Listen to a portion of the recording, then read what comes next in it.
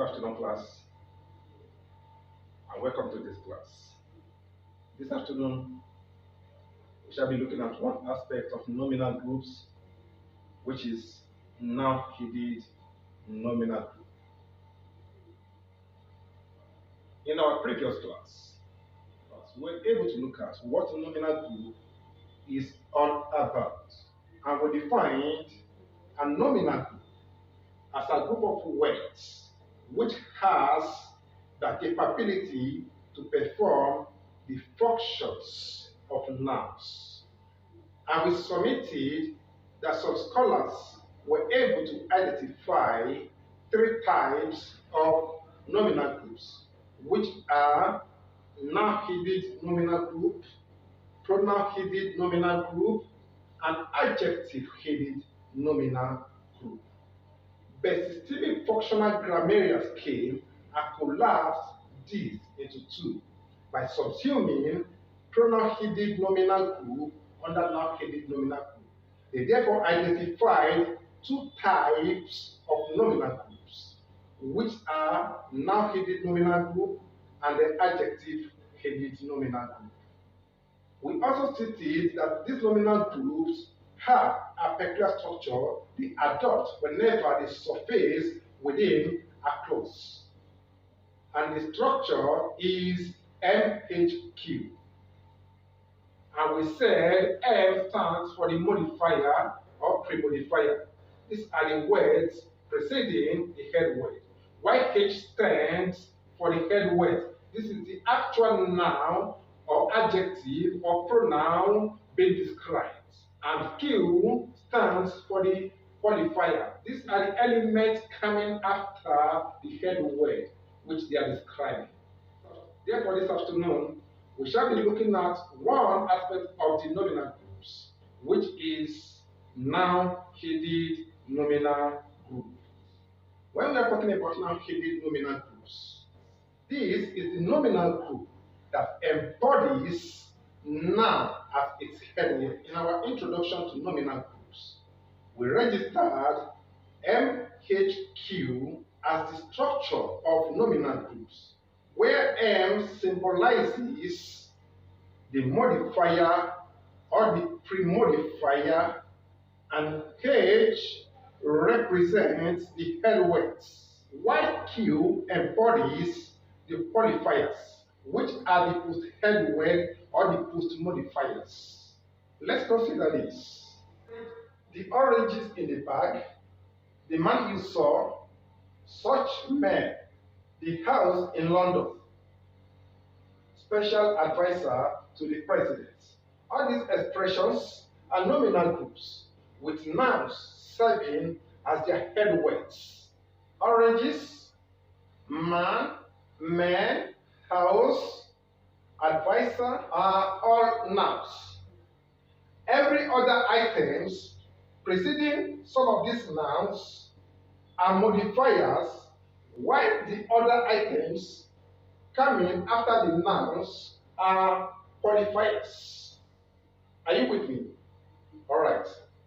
Now, let's look at these elements that can be found within a nominal group, one after the other. The first element is the modifier. Some scholars termed these pre-head words or pre-modifiers, and it is usually marked with small letter M when analyzing group in systemic functional grammar. These items usually precede the head word, which is the noun they are describing. That is, they usually come before the head word, which is the noun. These items include, number one, the determinants, such as the article D, A, and am, and other determinants like some, many, few, all, both, etc. Let's consider this. The girl, both men, many people, all students. In these expressions, girl, men, people, and students are nouns. Why these words coming before them are describing their respective nouns. Another words that can precede the noun serving as the head words are called the numerals. This includes the ordinals and the cardinals, such as 1, 2, 3, first, second, third, etc. Take for instance, 2 cars, first person. Cars and person in these expressions are nouns. While 2 and first coming before them are called numerals, describing the nouns. Another words that can precede the nouns serving as the head words are nouns.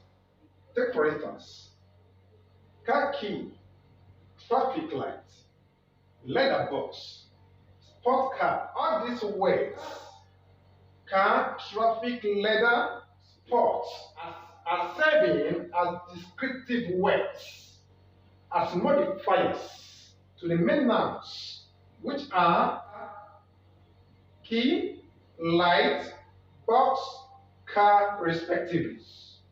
Also, nouns, after the fashion of titles, can also be found at the position of modifiers.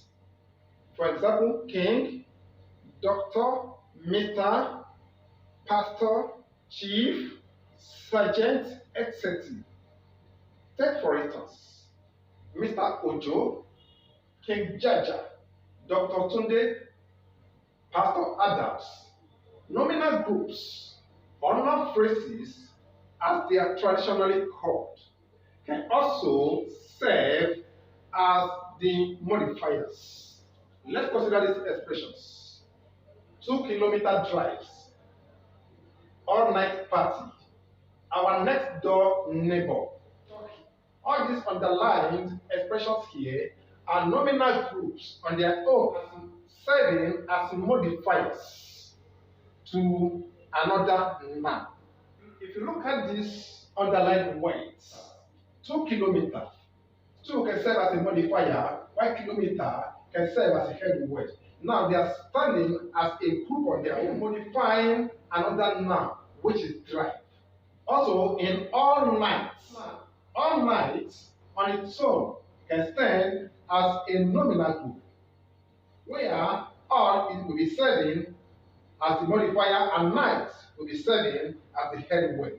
And also in our next door neighbor, the underlined expression our next door. Door can serve as a noun there, and our next can serve as a modifier to the word door. They are now amalgamated to serve as a modifier to another noun, which is the head word within a nominal group. Are you getting me? Okay. Genitives can also occupy the position of the modifier. Genitives are nouns or pronouns used to show possessions. For example, mine, our, ulus, men's, etc. Let's look at them in these examples. Olu's house, men's wristwatch, my family, our country. All these underlined words are called genitives, serving as modifiers to these various nouns. Ing form of the verbs, such as incoming, outgoing, interesting, exciting, etc., can also occupy the position of the modifier. Take for instance, in these expressions, outgoing students, incoming president, qualifying applicants, interesting article, etc. All these underlined words are serving as modifiers to the nouns. So ed or en form of the verbs can also occupy the position of the modifier. Say for instance, in these expressions, broken heart, rejected people, diluted drink, etc. Another words that can occupy the position of the modifier are adjectives in the manner of adverbs, such as inside, away, above. For instance, away matches, inside story, above examples. All these underlined words coming before the nouns are adjectives in the manner of adverbs. Main adjectives can also stand in the position of modifiers. Take for instance, beautiful town, heavy loads, lucrative businesses, handsome boy. All these underlined words are adjectives describing the nouns, modifying the nouns. Also, compound adjectives can be found within the modifiers. These are the adjectives that are made up of many words. The words are usually connected with hyphens when used as adjectives. Sometimes question marks or italics can be used to mark out compound adjectives.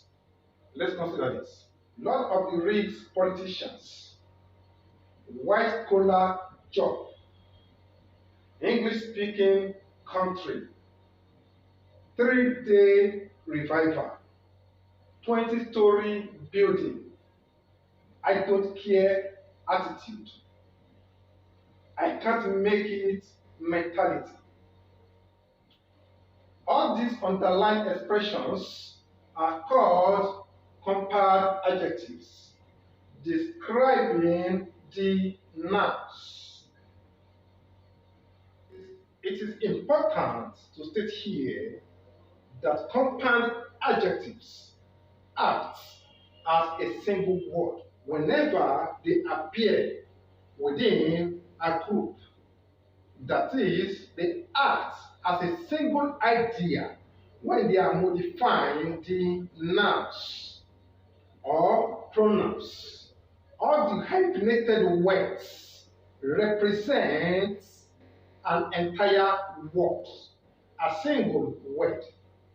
So you don't need to start analyzing each word, making up a compound word. Just identify the whole words and label it as a single word. Are you following me? All right. How do I identify compound adjectives? Like I stated earlier, if the words are not hyphenated, they will be in italic or in quotation marks. Another way to identify them is by placing the conjunction and between the words. If it can sound correct, it can therefore not be hyphenated. That means it is not a compound adjective. But if it does not sound correct or meaningful, that means it can be hyphenated. That means it is a compound adjective. Let's consider this. She has a big red bag. We all know that big and red are adjectives. We can say she has a big and red bag. But let's look at this. This is a record-breaking performance. We cannot say this is a record and breaking performance. We all know this does not sound correct.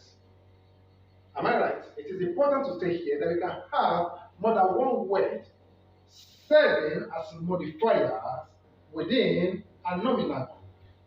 Say for instance, in this expression, the 2 new leather boxes on Tunde's 3 old school bags. You can see all these words are different from compound adjectives. They are not hyphenated. They are not compound adjectives. but different words serving as modifiers to the head words, which is noun. So all these words coming before the head words should be labeled separately as modifier, before the head words. It is important to state here that these modifiers within this group are optional. Like we submitted in our introduction to nominal group class. They can be omitted and the head word can stand to represent the entire group. Now, let's look at the head word.